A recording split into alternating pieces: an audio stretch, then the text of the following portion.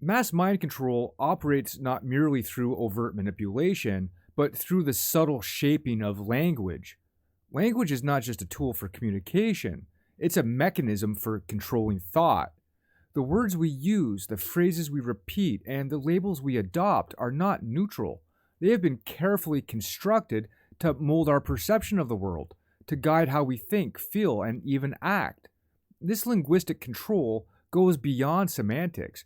It's a form of psychological dominance. By manipulating the words we use, those in power are able to control our thoughts, and in doing so, control us. One of the most profound ways language is weaponized is through the concept of semantic drift, the gradual redefinition of terms to suit political or ideological needs. Over time, words are given new meanings, often in a way that distorts their original purpose. This subtle re-engineering of language creates a dissonance between what we think words mean and what they are made to mean, thereby weakening our ability to think critically. For example, words like freedom, equality, and justice are thrown around in political discourse, but their meanings often change depending on who's in power. The manipulation of these fundamental concepts is more than just ideological, it's a profound form of psychological manipulation, creating confusion that allows those in power to act with impunity while keeping the masses disorientated and distracted.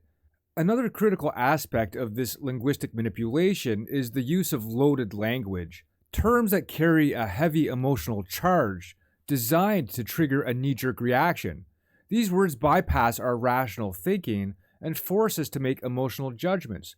For instance, terms like terrorist, extremist, or radical instantly shape how we perceive certain actions or individuals, often without any nuanced understanding of the situation. The emotional charge attached to these terms can make us more susceptible to propaganda, as our reactions become automatic and based on feelings rather than reasoned thought.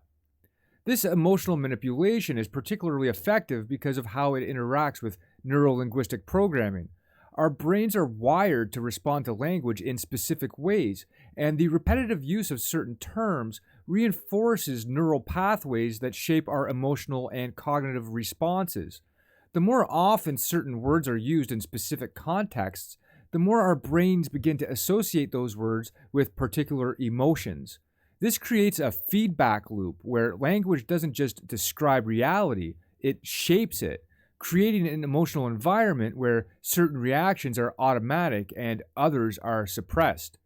Further compounding this effect is the way language is used to enforce conformity. Certain terms and ideas are promoted as the only acceptable or correct way of thinking, while others are marginalized or censored. For example, the term conspiracy theory has become shorthand for dismissing ideas that challenge the official narrative. The label itself carries a weight that discourages questioning, painting anyone who holds dissenting views as irrational or paranoid. This subtle but effective strategy ensures that only the state-sanctioned narratives hold any legitimacy, while independent thought is undermined.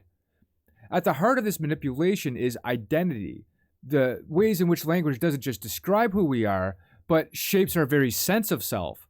The words we use to describe ourselves and others can confine us to particular roles. The label victim, for example, is not just a description. It becomes a self-fulfilling prophecy, shaping how people perceive themselves and how they respond to the world around them. By reinforcing certain roles, language becomes a tool for social control, dictating the way we see ourselves and how we interact with others. This language-based identity construction locks individuals into predefined narratives, preventing them from stepping outside the roles they have been assigned. Moreover, the control over language creates a silence that is just as powerful as the words themselves. When certain topics are deemed taboo, or when specific words are used to silence dissent, the result is a society where people begin to self-censor.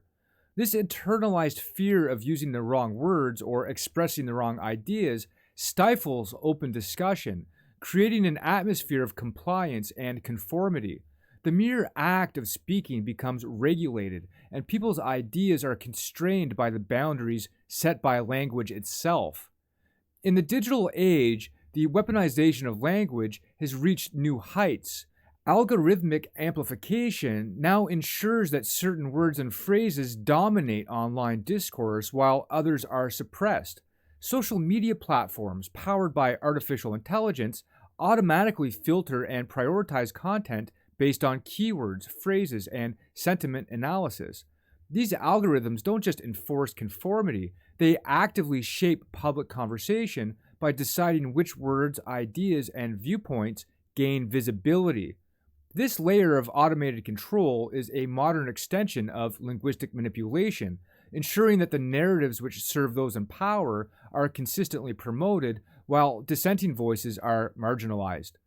The power of language also lies in its ability to shift moral and emotional frameworks. Words are used to construct moral realities that justify or condemn actions based on how they're framed.